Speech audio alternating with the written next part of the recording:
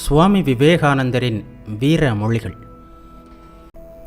தூய்மையாக இருப்பதும் மற்றவர்களுக்கு நன்மை செய்வதும் தான் எல்லா வழிபாடுகளின் சாரமாகும். ஏழைகளிடமும் பலவீனர்களிடமும் நோயாளிகளிடமும் சிவபெருமானை காண்பவனே உண்மையில் சிவபெருமானை வழிபடுகிறான். சிவபெருமானை விக்கிரகத்தில் மட்டும் காண்பவனுடைய வழிபாடு ஆரம்ப நிலையில்தான் இருக்கிறது. கிராமம் கிராமமாக சென்று மனித குலத்திற்கும் பரந்த இந்த உலகத்திற்கும் நன்மை செய். மற்றவர்களுக்கு முக்தியை வாங்கி கொடுப்பதற்காக நீ நரகத்திற்கும் செல்ல தயாராக இரு. மரணம் வருவது இவ்வளவு உறுதியாக இருக்கும்போது நல்ல ஒரு காரியத்திற்காக உயிரை விடுவது மேல். பெரியவர்கள் பெரும் தியாகங்களை செய்கிறார்கள். அதன் விளைவாக வரும் நன்மைகளை மனித குலம் பெற்று அனுபவிக்கிறது. இந்த உண்மையை நீ உலக வரலாறு முழுவதிலும் காணலாம்.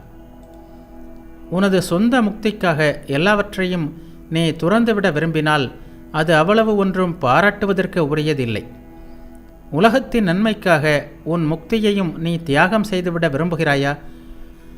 அப்படி நீ செய்தால் கடவுளாகவே ஆகிவிடுவாய். இதை சற்று சிந்தித்துப்பார்.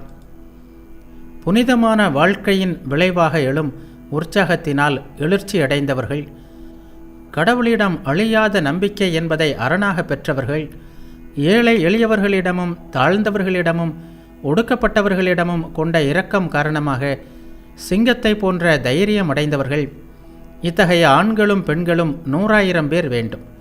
இவர்கள் மோட்சம், பரோபகாரம், தாழ்ந்தவர்களின் முன்னேற்றம், சமூக சமத்துவம் ஆகிய இந்த உயர்ந்த கொள்கைகளை பிரச்சாரம் செய்தபடி இந்த நாட்டின் ஒரு மூலையிலிருந்து மற்றொரு மூலை வரை செல்வார்கள்.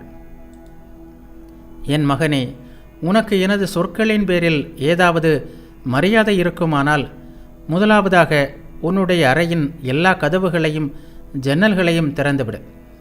கீழ்நோக்கி சென்றபடியும் துன்பத்தில் மூழ்கியபடியும் ஏராளமான ஏழை மக்கள் நீ வாழும் பகுதியில் வாழ்ந்து கொண்டிருக்கிறார்கள். நீ அவர்களை அணுகி சென்று உன்னுடைய ஆர்வத்தையும் உற்சாகத்தையும் செலுத்தி அவர்களுக்கு தொண்டு செய்.